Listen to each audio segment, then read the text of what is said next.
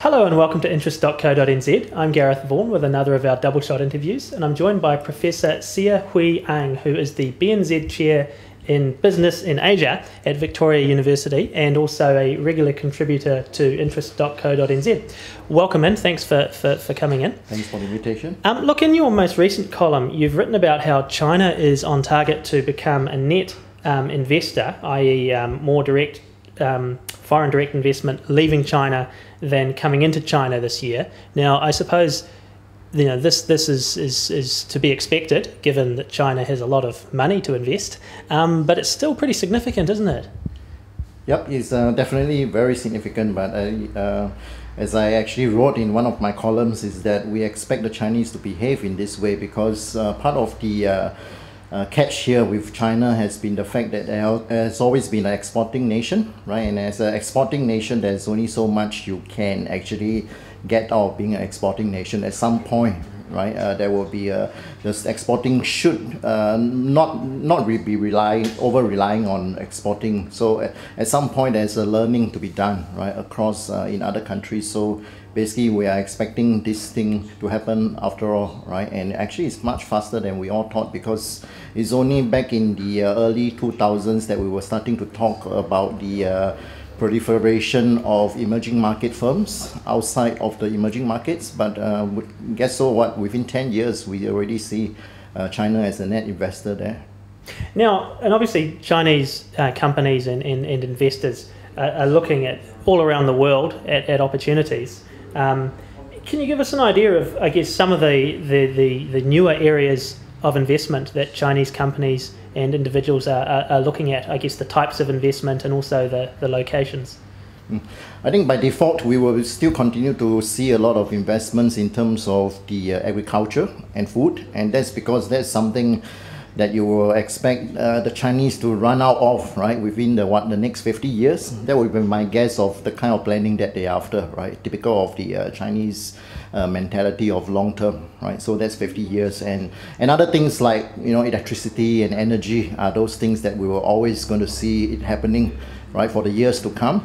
Now, other things that is starting to show up on the radar are technological type acquisitions or technological type investments, to which now, of course, companies like Lenovo, Haier, and all these other companies are starting to show themselves as technological giants. And once upon a time, we have seen this model before, right? If you recall the model of the South Koreans, once upon a time, they used to be the so-called the low-end cheap option. Now, Samsung is probably way more advanced in terms of technologies than almost all other companies around the world, right? So Chinese are starting to actually build that same kind of icons, right, in the technological space as well.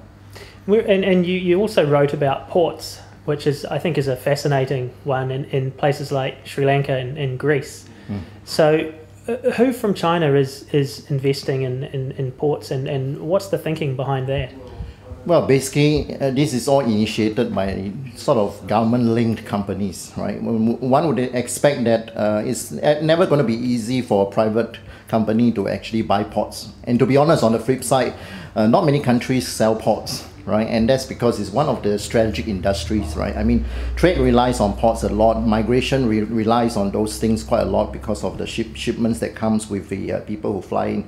Of course, you don't sell things like ports, but when you are a big country, big enough countries where you have enough ports and the ports are not serving the purpose of trade, then of course you start to think of options. And one option is to say, if you have one of your biggest trading partners trying to invest, right, straight away it might be a viable case, right, as long as it's not the most important of the ports, right, among all the ports that you actually own. So you actually can see a lot of those, and it's all mostly initiated by the Chinese government, I would imagine, right? Of course, sometimes the private organizations will also get involved in this process, but they are always going to be like following rather than the main initiator for this kind of so-called the strategic investments. And in terms of New Zealand, obviously we've seen a lot of Chinese investment in New Zealand in recent years. What sort of areas, particularly new areas, do you think Chinese companies and investors might be looking at in New Zealand? New Zealand is actually, in terms of well, other than the fact that we have blue sky, which of course the Chinese will never get it, will never have in Asia as well, right, for a long time to come, right? I think, right, New Zealand is being associated with quality all the time. So what they can see is wine, you know, good food, right, healthy food, right, and very high level of food security and those things. So you will expect them to start to move into areas to which we believe that we have high quality here as well. So no surprise there that slowly and surely they will get involved in our tourism market. They will also get involved in our food and dairy industry markets and wine production markets as well. Now, obviously, in most countries, and New Zealand is certainly no exception, there's I guess a sector of the country who always have a bit of fear about foreign investment, and they think they're being taken over. And we have an election this year, and then there's one party in particular that will no doubt play this up. I'm interested, what are your views in terms of how this goes down in somewhere like China? But also, I guess, some of the arguments about it that, you know, some people, I guess, opponents of foreign investment will say, well, if we sell all our assets, then the profits go overseas and we lose out. I mean, how does all this go down in China? I think, you know, my point about this, you know, is that we have to bear in mind two things, right? First thing first, is the fact that they are here not because they want to take over the country. They are here because they really see a good investment opportunities, right? Or they believe that they can do a better job than some of our local players, right? So they believe that there's an opportunity there. We should go there because we run out of space in China, right? In terms of growing those kind of good products, for example. So New Zealand is a good place to do it. Unfortunately, if some of our local players are not doing it, they feel, right, the Chinese players will start thinking maybe they should be the one who try to take the initiative, right? So in some ways, it's an opportunity for them in terms of the capitalist way rather than say, I want to come and conquer your country, right?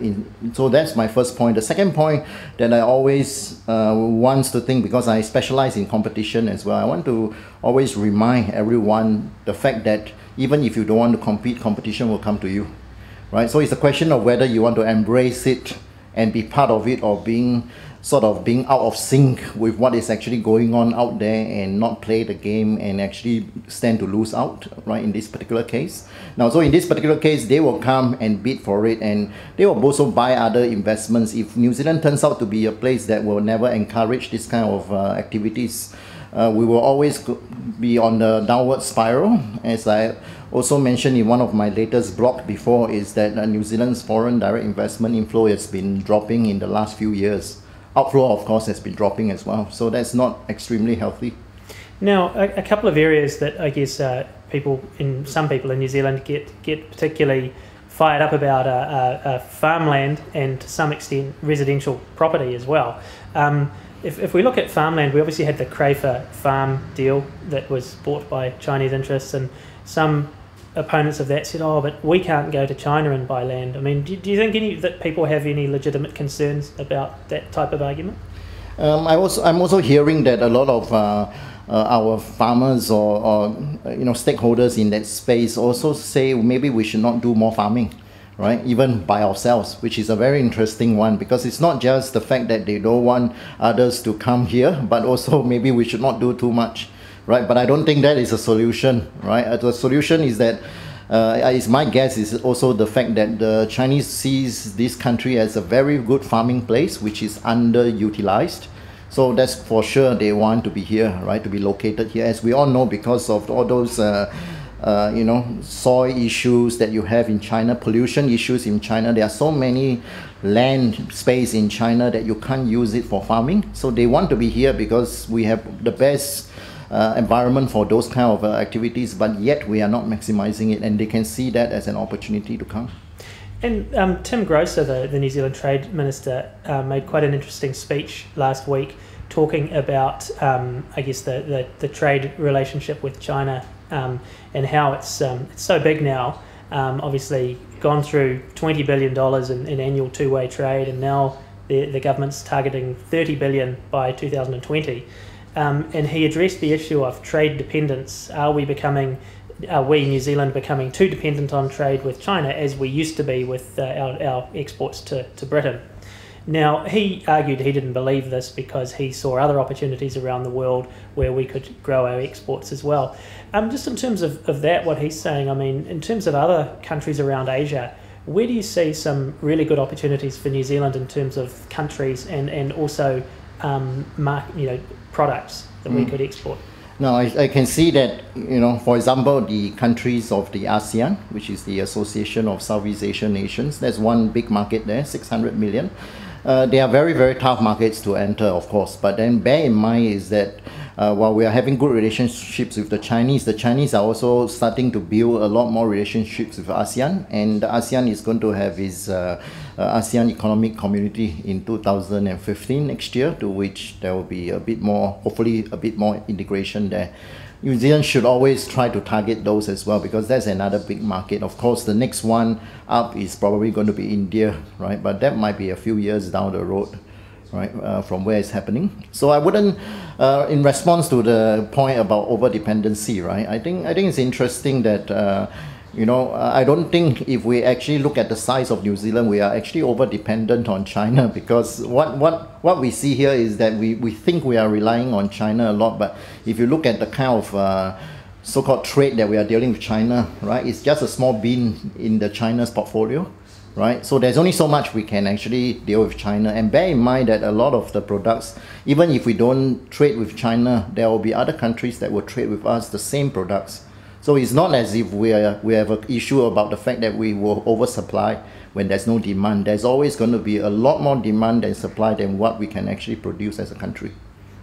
And look, and just in terms of China, I mean, obviously we're a little bit starved of news of China in the New Zealand media.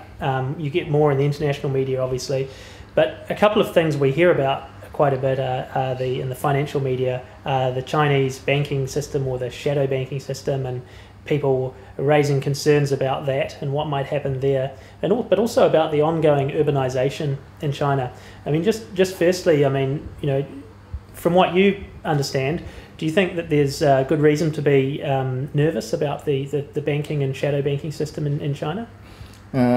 Now, I think having experience in the banking system in China, so I have actually a bank card, from China, and having to go into the banks and experience firsthand myself of how the staff deals with customers. I think their banking system is not necessarily behind the rest of the world. They are pretty advanced. I mean, most things you can done electronically, and you always, when $5 comes out or 5 yuan come out of your pot, there's always going to be a text message to say somebody has taken 5 yuan, right, from your accounts, and all these things are going to be there. And if you actually look at the urbanization move as well, right, it's quite normal, but it's all about China trying to make themselves grow in a very evenly and organized manner.